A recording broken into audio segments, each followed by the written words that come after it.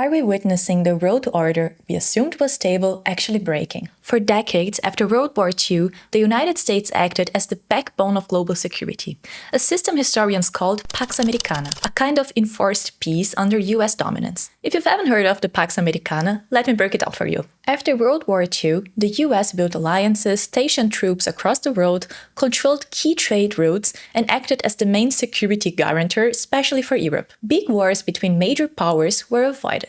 Not because conflict disappeared, but because the costs were controlled. That system shaped the world we grew up in. But today, if you read the news, you know it's cracking. This article, called Pax Americana and the Aftermath of Empire, by journalist Georgios Karagiorgos, argues this order is no longer stable or even universally accepted, not just by rivals like China or Russia, but by America's own allies. German Chancellor Friedrich Merz said himself, Pax Americana is essentially over, and Europe can't count on the US in the same way anymore.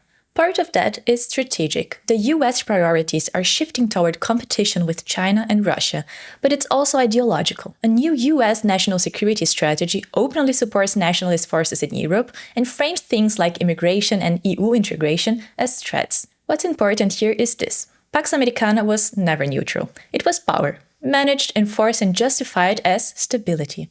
And now that power is being questioned. If you want to learn more about Pax Americana, its history, and what might happen next, check out this article and the podcast on this using the link in the bio.